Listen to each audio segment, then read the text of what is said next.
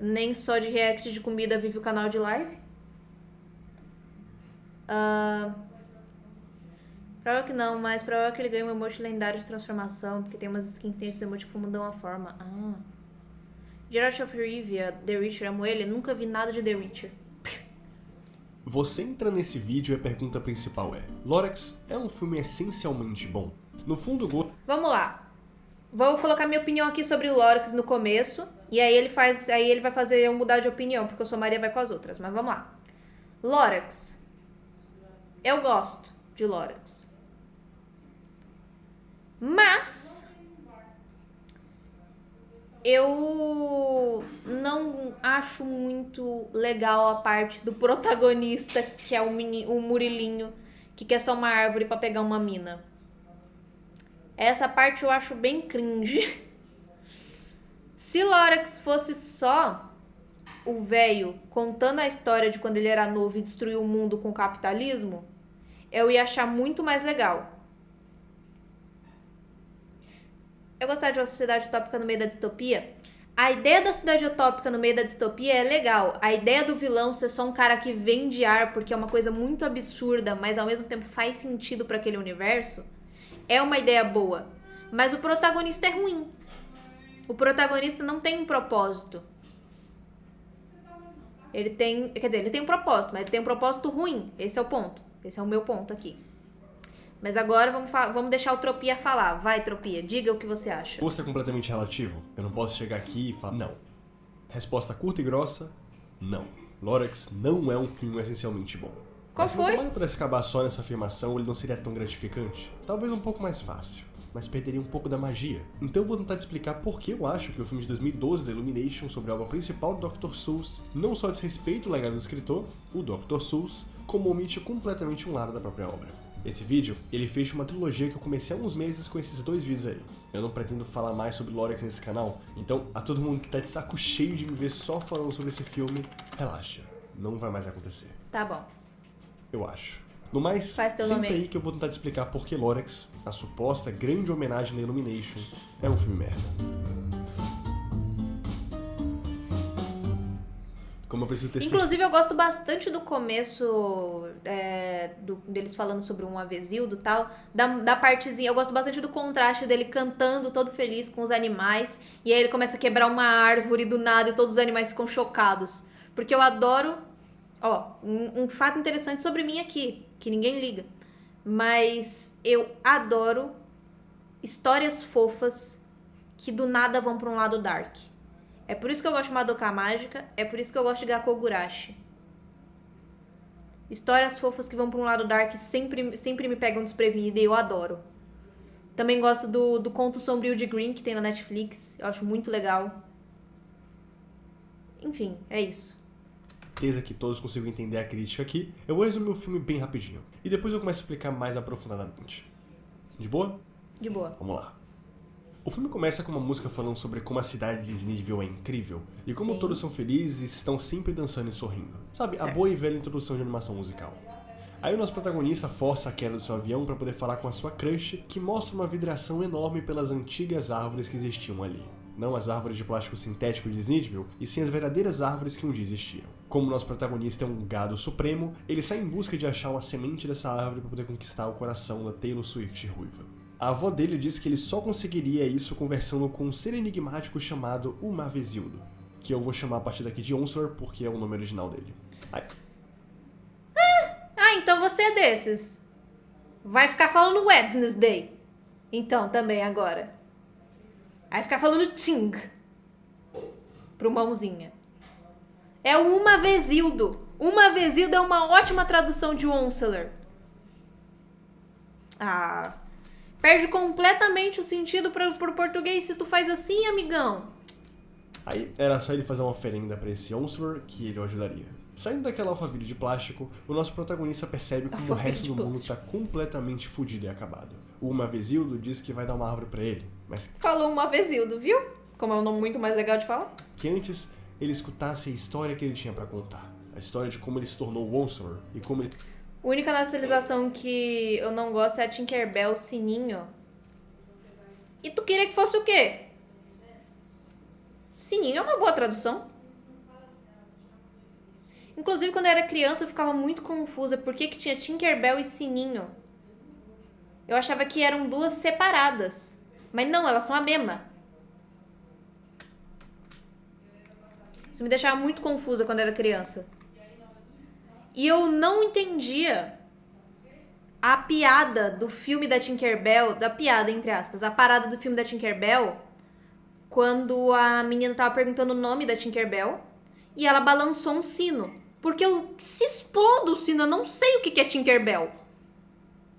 Eu descobri depois de anos o que era, o que ela tava explicando. Se ela se falasse desde o começo, sininho, e ela balançasse um sino, eu ia falar, lá, ela tá falando sininho. Rapaziada, Ele se tornou super rico, importante e etc.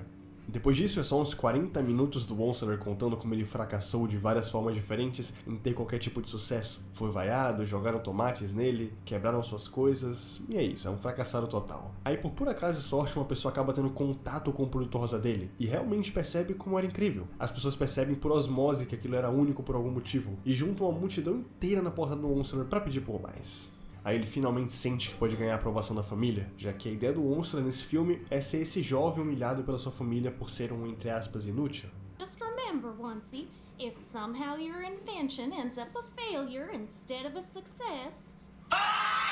Não, eu tô só de sacanagem. Na verdade, ela só falou que não ia surpreender ela nem um pouco se ele fosse um fracassado. E ficaram rindo dele. Aí o pessoal chega... Nessa hora realmente foi um plot twist pra mim, porque eu achei muito que a mãe ia ser tipo, vai dar tudo certo. Aí eu só jogou na cara e falei, tá legal, esse não é esse tipo de filme. Entendi. Dá umas árvores pra poder acelerar o processo, o Lorax fica extremamente incomodado, e o Onceler fica se perguntando se o que ele tá fazendo é realmente ruim, ou se o Lorax é só um bichinho laranja bem dramático. Depois dessa música, todo mundo foi destruído pelo Onceler e sua família. Família essa que deixa de ver valor no personagem principal. Legal a família deles amando ele só porque ele faz sucesso e porque não amam ele, amam o sucesso. Tanto que foi só o dinheiro acabar, né? Foi só as formas de ficar rico acabar que ele deixou de ser o filho favorito da sua mãe. Brett, you are now my favorite child. Os animais também vão embora. E o Lorax sobe até os céus com aquela cara de eu te avisei, seu idiota. Tchau, Lorax. Vai tomar no cu! Que isso? Depois disso, o Onceler acaba a sua história, ele dá a semente pro protagonista, que segue numa batalha meio que ecológica. Legal que o protagonista tão se exploda que ninguém fala o nome do protagonista. Ele é o protagonista. O O'Hare, o verdadeiro vilão do filme do Lorax, e o cara que não quer deixar de... Até o O'Hare todo mundo lembra o nome dele porque ele é muito mais carismático. jeito nenhum que a árvore seja plantada, já que isso poderia interferir de alguma forma no seu negócio de vender ar. O O'Hare nesse filme é bem como aquele leme de Wall-E, que não quer deixar que as pessoas saibam que existe a possibilidade de ter uma planta de verdade, já que isso significaria em torná-la inútil. Essa ideia de dar liberdade, uma qualidade de vida melhor para as pessoas, em detrimento do próprio negócio, não era muito interessante para os dois, e assim o filme se segue. Essa parte ela é bem repetitiva, com o protagonista e sua família fugindo dos trabalhadores do O'Hare de todas as formas possíveis, até que eles quebram o muro que separava os cidadãos de Snideville de todo o resto do mundo, e eles enfim percebem, eles viviam uma mentira.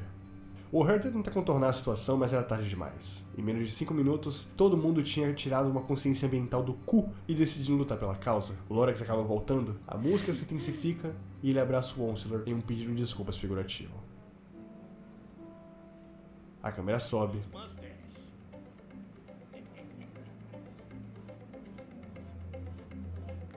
Eu odeio o uso dessa frase nesse filme. A não ser que alguém como você se importe um montão, nada vai melhorar. Não vai, não. Essa casa é muito fina. É aqueles projetos de pedreiro que tem um espacinho assim, entre uma casa e outra. Aí eles falam, eu posso morar aqui? Aí as pessoas falam, pode. Aí ele faz uma casa assim, que é um corredor.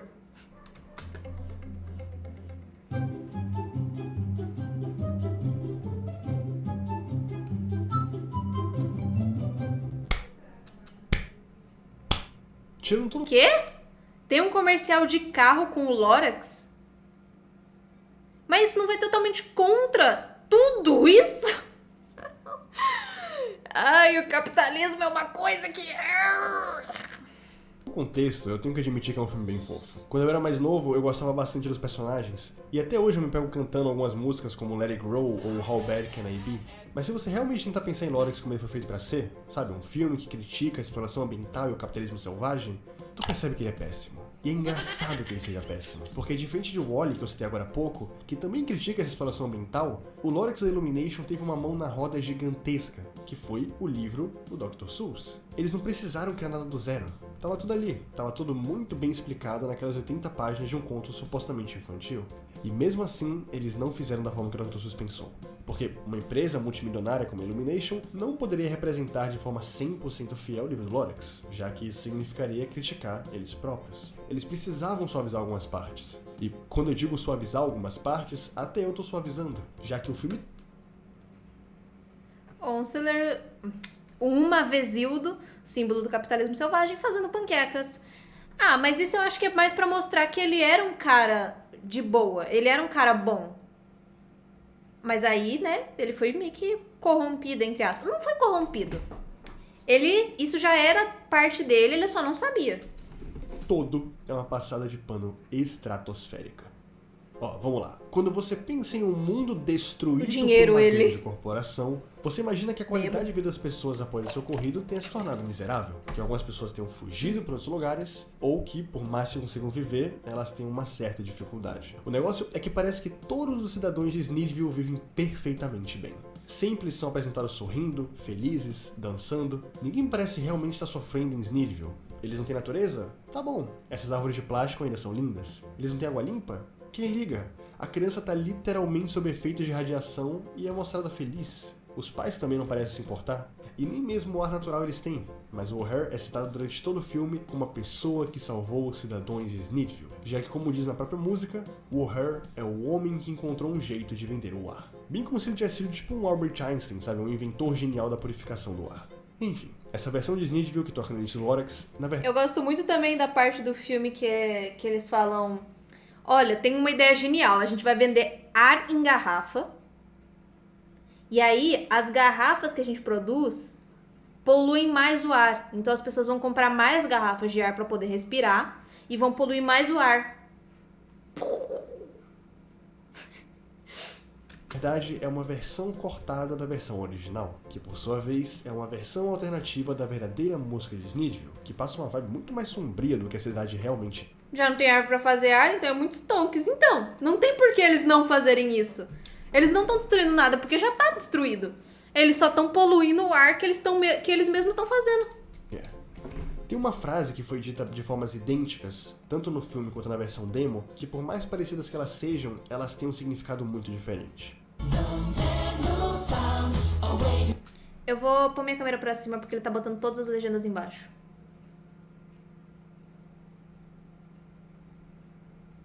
Isso aqui, aí a gente pega aqui, ó. Eu não sei o que eu mexi. Meta. Vou botar a meta aqui.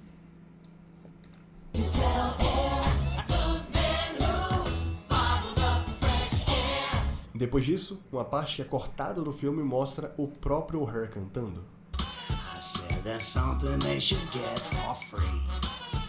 Você percebe como a abordagem ela é diferente? Como Percebi. no filme, o O'Hare encontrou um jeito de vender o ar, como se ele tivesse encontrado a solução para salvar as pessoas. Mas na música original, os cidadãos e o próprio O'Hare parecem saber que a única coisa que ele fez foi engarrafar o ar que já existia e cobrar por isso. Bem, aí a gente volta para a pergunta que eu fiz ali em cima. Se eles vivem uma vida tão perfeita e sorridente, se toda a consequência da destruição do mundo inteiro foi apenas um baixinho vendendo ar para as pessoas, por que raios elas se mobilizaram tanto pelas árvores no final do filme? Eu também não sei, mas a gente volta nisso em breve. Tem uma coisa que eu quero falar antes. Ainda na música demo de introdução, a gente vê uma parte que o protagonista parecia... Pra não gastar dinheiro comprando ar. Aí ganha de graça o ar. Mas realmente ele seria muito mais... Seria muito mais melhor de bom a outra versão, que ficaria mais dark, entre aspas. Muitas aspas em dark, porque é um filme infantil. cantar, mas que acabou não indo pro filme. Except for the time that I wanted a scooter, a cell phone, a trombone, a laptop computer, a sports car, an SUV robot that looks like me, broadsword, a surfboard, a gas-powered sled, little pet monkey that danced on my head, but this is totally different. Essa parte da música parecia mostrar que o Ted tinha algum tipo de compulsão consumista. Como ele mesmo cita, ele tem esse desejo de ter tudo, fosse importante ou completamente fútil. O que, se você parar pra pensar, daria uma camada de profundidade muito bacana pra história do filme. Eu fiquei muito hypada com a parte dessa música. E aí demorou meio segundo pra eu lembrar que ela não existe no filme.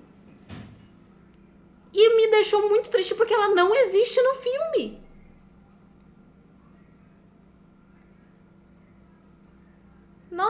Nossa. Porque, tá bom, a história original do Dr. Seuss é realmente bem pequena. O curta de 72 mostrou bem isso. Se você fizer uma animação da história, ela não precisaria de pouco mais de 25 minutos pra funcionar. Então a Illumination precisava encher uma linguiça nesse filme. E eu não julgo eles por isso. O problema foi a forma que eles encontraram de encher a porra da linguiça desse filme.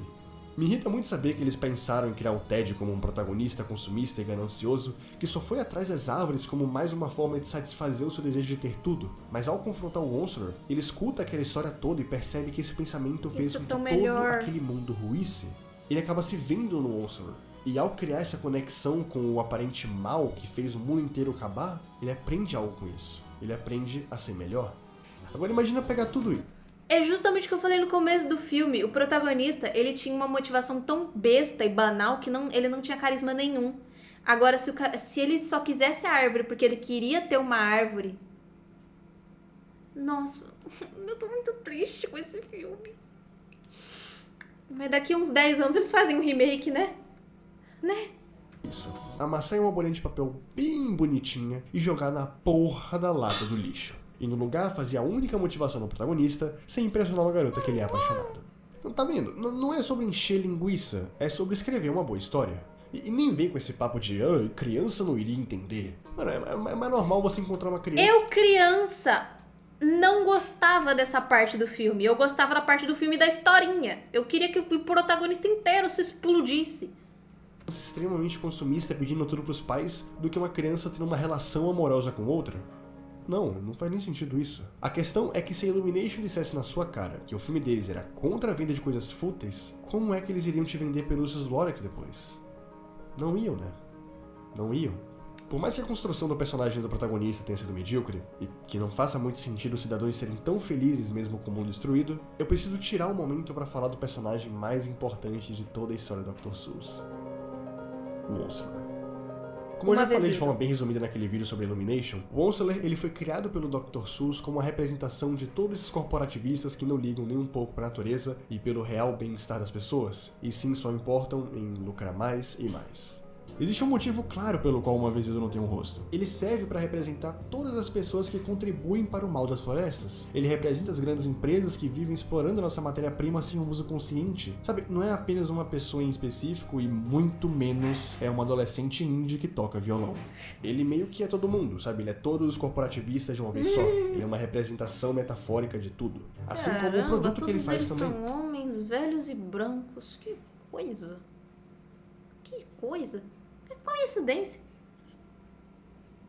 Aquele produto que ele faz, em uma tradução que eu vi lá na wiki da história, daria algo como não cessidade. Seria um produto fútil, que representa o desejo e o fetiche das pessoas. Não é realmente algo essencial pra ninguém, mas serve como tudo ao mesmo tempo. Inclusive, acho que poderiam ter traduzido os Snids também. Como um, tipo... um inservível. Um inserve, ou uma não necessidade mesmo, pode ser também. Por isso que ele pode ser desde um chapéu, até um cobertor, até uma bicicleta e por aí vai. Percebe que por mais que o livro fosse infantil e as palavras parecessem meramente inventadas, o Dr. Seuss realmente queria passar uma mensagem importante. Sabe, fazia sentido que cada peça fosse daquela forma, mas a Illumination não gostou muito da ideia. E de acordo com Chris Meledandri, o nosso CEO da Illumination, um dos motivos pelo qual eles quiseram dar um rosto pro Onslaught foi justamente para criar essa mensagem de que os monstros que destroem a natureza são seres humanos, crianças. São pessoas como a gente. E, por incrível que pareça, não é uma justificativa de tudo ruim. Ela pode ser boa, mas ela precisa ser bem trabalhada. Agora, se você vai humanizar o inimigo, é bem importante que você tome todo o cuidado do mundo pra não tornar ele no mocinho. Porque, assim, não adianta nada você falar Olha, esse cara é do mal, hein? Ele é do mal. Esse cara aí é do mal. Esse cara tá destruindo tudo. Ele é do mal. Ele é o vilão. Mas passar o tempo todo criando cena simpatizante, que é exatamente o que Illumination faz durante todo o filme. Porque vamos lá. Tá bom que durante 2 minutos e 52 segundos o Onslaught realmente se mostra extremamente babaca em destruir tudo na música How Bad Can I Be? Mas e no resto? No início, ele é retratado como um filho excluído que queria orgulhar sua família, que tenta criar algo genial, mas fracassa, e acaba virando um amigo, entre aspas, do Lorax, e que parecia cumprir muito bem as regras de não desmatar tudo. Ele parecia genuinamente legal. E no final, depois que ele desmata tudo, assim que a música acaba, ele olha pro que acabou de acontecer e sente remorso. Ele se arrepende quase que instantaneamente por tudo que ele fez. Tanto que, no final, o Lorax volta e parece perdoar ele por tudo. A história original do Lorax é muito boa justamente porque ela é trágica. Ela não termina feliz. Ela não termina com todo mundo sorrindo e cantando. Ela termina com o mundo destruído pelo Mavesildo e ponto. No final da história, o Onslaught também dá uma semente de árvore trufada pro garoto, assim como no filme. Mas essa semente, ela serve como uma mensagem pro leitor. É uma mensagem mostrando que ele pode ser a diferença. Que ele pode salvar o seu mundo para não deixar ele acabar como o mundo do Lorax acabou. O Lorax, ele não volta. O Lorax no livro desistiu e foi embora, sabe? Ele é a representação mais trágica do mundo, simplesmente aceitando que perdeu pro homem. Uma moral que é completamente destruída, já que o Lorax no filme da Illumination volta. Ele volta. E se a gente for analisar a própria música... Se fosse trágico, não poderia ser infantil? Discordo um pouco. Porque teve muitos filmes que eu assisti quando mais nova que tinham os finais trágicos. A Raposa e o Cachorro, eu não sei o nome do filme de verdade. Mas era um filme de uma raposa e um cachorro. Ele terminava triste. Mas era um filme bom, que eu me lembre. Eu tenho que rever esse filme, inclusive, eu não lembro. Eu sei que era um filme sobre uma raposa e um cachorro. Bambi lá que a mãe morre. Bambi eu nunca assisti, eu não sei se ele tem um final feliz. E aliás, oi Yuni, oi Bie. Ah, sei lá, vai. Dá pra ter uns finais tristes em filme infantil. Até porque assim as crianças falam assim, olha, realmente, a vida tem dessas, né? A vida dá dessas. Mas acho que se for um filme infantil que tem um final triste, ele tem que ser mais curto. Música em que o Onslaught e sua família destroem todo o mundo, ela passa essa vibe bem inocente, de que ele não fazia ideia da proporção da merda que ele tava fazendo. Tanto que a música toda é uma dúvida. A música toda mostra que ele tipo assim, fala assim, isso aqui que eu tô fazendo é mal? Será? Se pá que não, né? Mas curto por quê? Porque aí a criança não tem tempo de amar tanto assim o personagem pra ela não ficar traumatizada e chorar 3 dias. Por isso tem que ser mais curto.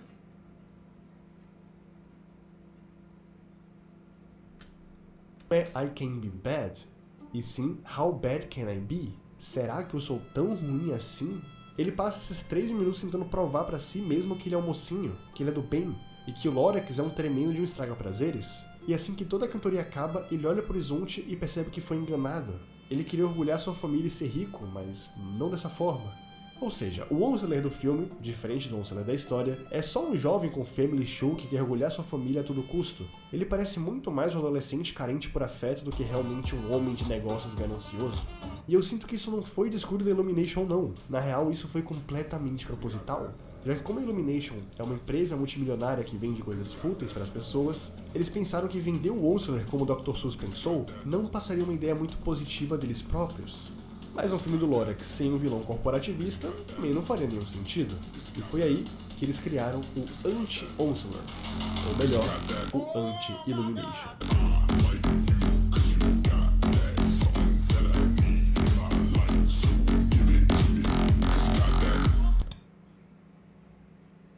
Assim, o O'Hare, pra você que não sabe, é uma criação feita apenas para esse filme da Illumination. Ele não existe nos contos do Dr. Seuss, até porque o Dr. Seuss não veria sentido em criar 2 personagens idênticos. Inclusive, outra coisa que vem do Dr. Seuss, que é o Ovos Verdes e Presuntos, é uma série muito boa. Eu não sei se a parte 2 realmente tem nos contos dele, inclusive eu queria ler os contos do Brother, né? Mas... bacana. Queria aqui deixar o bacana. Mas é compreensível o rolê da Illumination fazer isso porque eles não querem passar a mensagem original. Querem mostrar que alguém que errou pode se redimir no final. Basicamente isso. Eles querem conscientizar que, se você desmatar, vai morrer, hein? Se liga, hein? Mas se você já desmatou, tá tudo bem. Você consegue mudar, você pode ser uma pessoa melhor. Lá no jogo que eu baixei, mandou notificação falando 2.894 metros hoje. Eu não lembro de ter dado permissão pra ver minha localização. Um jogo fechado. Oxi. Desinstala. Né? Repetitivo demais. Mas como Illumination queria que o Onslaught representasse essa vibe de dono de negócio que cresceu do zero, que orgulhou a sua família, mas foi enganado pela realidade cruel, o O'Hare precisava existir. Se você parar pra pensar, o Onslaught e o O'Hare são a mesma coisa, só que vista de formas diferentes. Ambos são corporativistas gananciosos que exploram de recursos naturais para encher o cu de dinheiro. A diferença é que enquanto um é um hipster bonitinho que canta bem e é enganado pela sua família, o outro é um baixinho esquisito que ninguém gosta dele e é completamente excluído no final. O Onslaught literalmente destruiu toda a natureza da região e virou um mocinho, enquanto o O'Hare por muito menos se tornou o vilão principal do filme. Então assim, se isso não é uma puta forçação de barra da Illumination...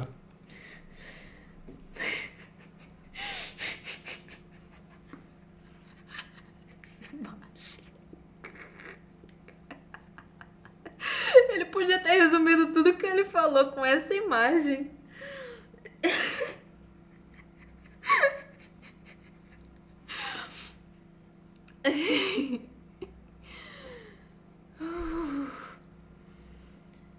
E pior, né? O O'Hare nem fez nada tão demais assim. Tipo assim, vamos lá. No filme da Illumination, considerando que ele não tá engarrafando o ar que já tem. Ele tá realmente purificando o ar e vendendo. Não é uma coisa ruim que ele fez. Ele podia ter feito de graça? Poderia. Mas considere o trabalho que ele tem pra engarrafar o ar. Quer dizer, engarrafar o ar realmente não, mas tipo, imagine o trabalho que ele tem pra conseguir purificar o ar. Isso tem um custo. E as pessoas pagam por esse custo. É basicamente isso.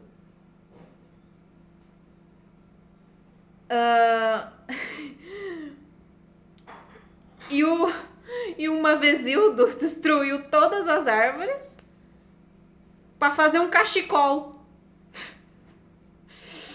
Realmente aí, a diferença aí, né? Realmente a aparência e o se arrepender no final. Eu realmente não sei o que é. Eu realmente não sei.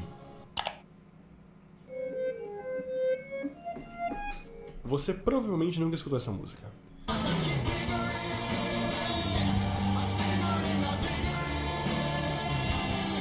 Big Green foi uma música demo que acabou sendo substituída pela clássica How Bad Can I Be? A música que não só faz o maior time skip da história, como tenta explicar as motivações do Onslaught. Como uma música para um filme infantil, How Bad Can I Be é bem decente. Eu acho a trilha sonora de Lorax, no geral, bem competente, então eu preciso admitir que me agrada. Agora, como uma construção de personagem do Onslaught, ela deixa bastante a desejar. Já em Big Green, o Mavezildo adota um semblante muito mais consciente de todo o mal que ele faz. Ele não se pergunta se ele é mau, ele tem certeza. Ele só quer crescer, e não importa muito o que ele tem que fazer para isso, já que, como ele mesmo diz no início, no começo eu não percebi que eu precisava de todas essas coisas. Eu tinha uma pequena cabana, mas agora eu tive um pouco de tempo para reavaliar minhas necessidades. E eu preciso de um escritório maior. Eu preciso de uma cadeira maior, uma mesa maior, uma equipe maior, um chapéu maior para usar, porque eu estou crescendo, e eu estou percebendo que eu estou crescendo. E crescer está desencadeando um crescimento ainda maior. No final das duas músicas, eles falam uma frase muito parecida, que por mais parecida que seja, mostram coisas completamente diferentes.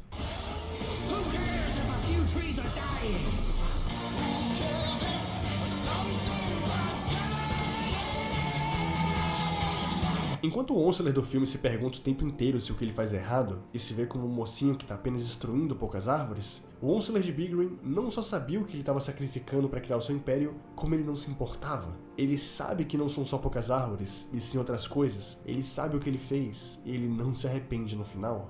Esse é o Onslaught que o filme deveria ter criado desde o início. Um sociopata que se parece menos como uma pessoa e mais como uma máquina apática de destruição. Uma máquina que não se importa com nada e com ninguém. Porque no fundo mesmo, se os clientes estão aumentando, se o dinheiro está multiplicando e se os advogados estão negando qualquer acusação, não importa se algumas coisas morrerem no processo.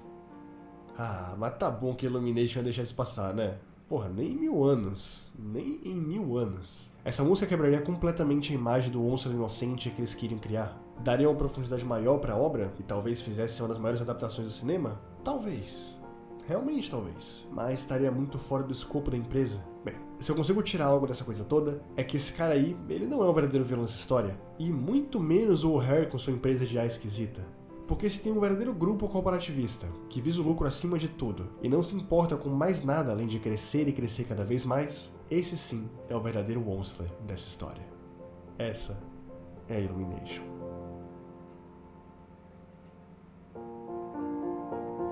Muito bom. E sim, Sherlock, eu tô exagerando pra fazer um final mais dramático, tá? Não precisa comentar isso aí embaixo. Muito bom. Foi um ótimo vídeo. E é tipo, cada vez mais tem isso. As pessoas desistem muito de fazer filmes genuinamente bons porque eles não vão, talvez, vender tantas coisas. Porque deixa eu pegar um exemplo de um filme bom infantil. Putz, um filme bom infantil é difícil. Fantástico Senhor Raposo é um filme bom infantil. Agora, pergunta pras crianças. Quantas delas têm ideia do que é? Realmente aí. Agora, ele passa uma mensagem boa? Também não. Também, assim, ele se perde em algumas partes. Ele é uma ótima obra audiovisual, mas assim... ele se perde no personagem um pouquinho. Mas tá aí, né? Tá aí.